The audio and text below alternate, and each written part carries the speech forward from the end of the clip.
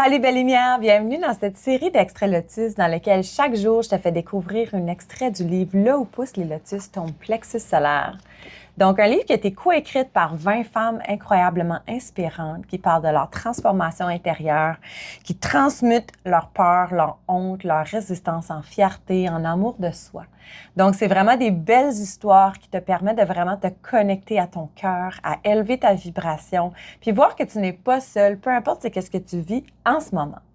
Je dois avouer que les derniers jours, j'ai vécu déjà beaucoup d'émotions juste en lisant les quelques extraits que j'ai lus. Et chacune des autrices ont vraiment quelque chose à elle propre qui apporte vraiment à cette série, à ce livre vraiment complètement magnifique. Ce projet a vraiment une mission philanthropique car 2 $ par livre est remis au regroupement des maisons pour femmes victimes de violences conjugales.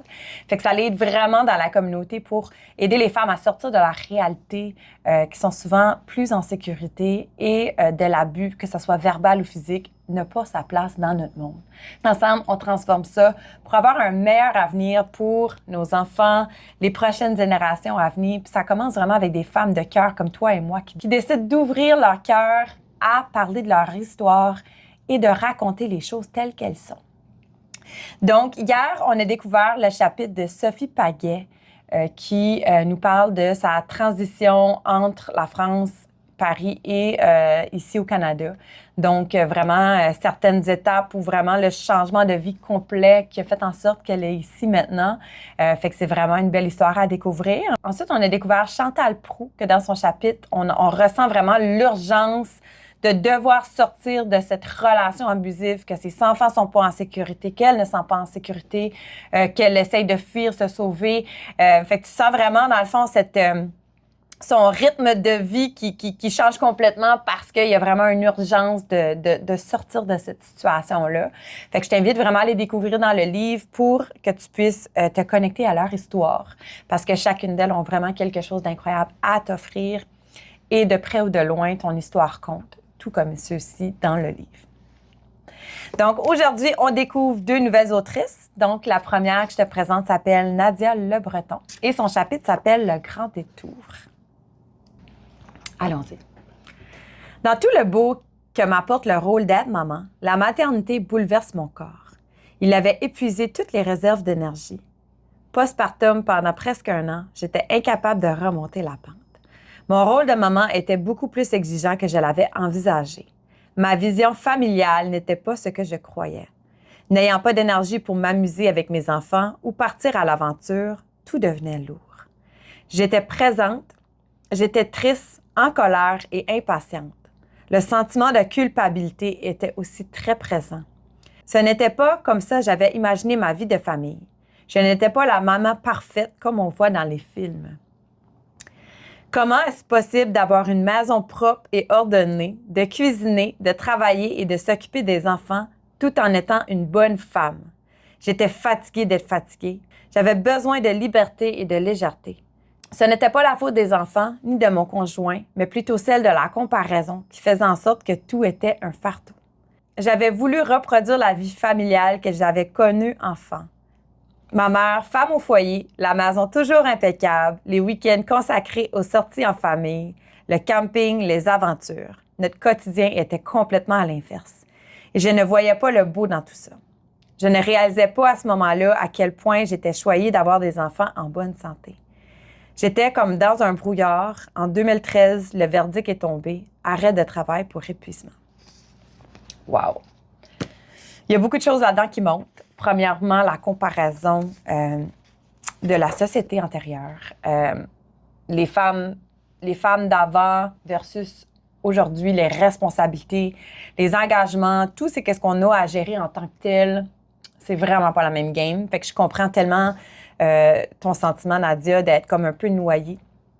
Puis j'aime que tu dis que tu es fatiguée d'être fatiguée parce que c'est un sentiment que nous, les femmes, on partage beaucoup, je crois, puis qu'on n'en parle pas assez. Tu sais, l'épuisement social de toujours essayer d'avoir à la hauteur, puis que tout soit beau et parfait, c'est loin de la réalité, en fait. Tout le monde court après sa queue, puis tout le monde fait de leur mieux. Puis ça devrait toujours être assez, tu sais. Mais on est toujours à regarder à côté ou dans le passé pour revenir à « je ne suis pas assez ». Fait que j'aime que tu parles de ça, j'aime que tu rouvres vraiment ton cœur à un autre niveau et que tu parles de cordes sensibles qui fait en sorte que ça peut créer beaucoup de culpabilité, j'aime ce mot-là, chez les femmes en général. Je dis pas que des hommes sont pas touchés par ça, au contraire, probablement que oui, mais en tant que femme, je pense qu'il faut se soutenir les unes les autres, puis il faut arrêter de se mettre de la pression. Fait que merci d'en parler, merci de rouvrir nos yeux à que ça se passe ailleurs, puis que c'est pas toujours tout beau, puis tout rose, puis parfait, puis que ça existe pas vraiment la perfection, OK? C'est une illusion. Fait que j'adore tout ce que tu as écrit, puis j'ai hâte de découvrir la suite pour découvrir la suite de ton chapitre. Ensuite, la prochaine autrice que je te fais découvrir, encore une fois, je choisis tous mes extraits aléatoirement pour que tu puisses aller chercher le message que tu as besoin d'entendre. C'est pas nécessairement le même extrait que les femmes ont lu lors de la bibliothèque humaine. Peut-être que oui aussi. Mais j'avais vraiment besoin qu'on choisisse juste comme ça puis qu'on vive le moment présent ensemble. Parfait. Allons-y. La prochaine autrice s'appelle Diane Guertin. Son chapitre s'appelle « Limonade douce amère ».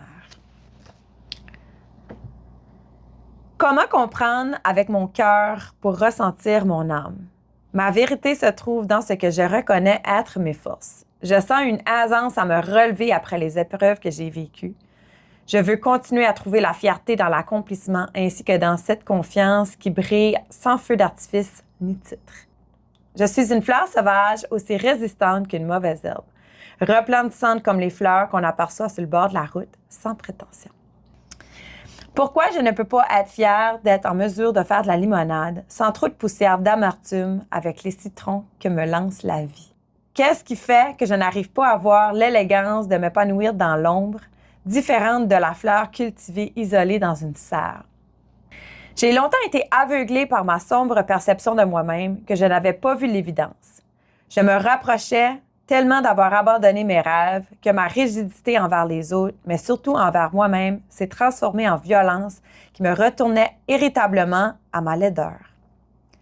Pour arriver à changer cette fabuleuse perception que j'avais développée, je devais maintenant être consciente avec moi. Après tout, une réussite pour l'un peut être un drame ou un échec pour l'autre. Pour briser le fameux cercle vicieux, j'aime me connecter à la beauté, ressentir les vibrations que me procure le piano classique, l'opéra et les voix puissantes. J'aime la sensation d'être en vie que ça m'apporte. Je ne peux nier mon goût. Cet amour m'appartient. Il me fait du bien. Oh wow, Diane! Premièrement, il y a quelque chose dans le fond qui monte là-dedans. C'est la fleur cultivée dans le fond, dans une serre, pris soin, et le mauvais herbe sur le bord de la route. J'adore parce que les deux sont aussi belles et rayonnent de la même façon, même s'ils n'ont pas eu le même amour. Fait que cet amour-là, de la rediriger vers toi, de te l'approprier, d'être fier de toi à toute étape, c'est vraiment le plus beau cadeau que tu peux t'offrir. Puis je pense vraiment que ton chapitre va résonner pour plusieurs raisons, parce que cette espèce de dualité-là, de ne jamais se sentir assez par rapport à peu importe ce qu'on fait, est réel et fait vraiment partie du quotidien de la majorité des femmes. Fait que j'espère sincèrement que tu réalises à quel point que c'est puissant. Le fait que tu nommes d'avoir besoin d'avoir un titre pour te sentir à la hauteur, je pense que c'est quelque chose qui est très commun aussi. On ne peut pas tout avoir ni être partout. Fait que je pense qu'on a le droit de s'approprier être quoi ce qu'on a envie d'être. Puis si ça résonne ou que ça fait du bien à quelqu'un ou qu'on aide quelqu'un justement de proche ou de loin, c'est exactement ça que ça devait être. Fait que bravo pour ton chapitre, Diane. Merci de partager, dans le fond, d'ouvrir ton cœur avec nous. Merci à toi qui est avec moi depuis les derniers jours. Je t'invite à découvrir les autrices dans le lien dans la description. Tu peux t'abonner à chacune de leurs réseaux. Tu as envie de te procurer le livre auprès d'une d'elles parce que ça a résonné plus qu'une autre. Go ahead, je te l'invite. Je t'invite aussi à t'inscrire si tu as envie d'avoir le lien à tous les jours. Sinon, si tu me découvres un peu par hasard, soit sur le réseau de quelqu'un ou directement sur YouTube, bien, tu es exactement à la bonne place. Il n'y a aucun hasard là-dedans. C'est qu'il y avait quelque chose, dans le fond, pour toi à venir chercher ici aujourd'hui avec moi. Fait que sur ce, je te souhaite une excellente journée puis on se voit demain.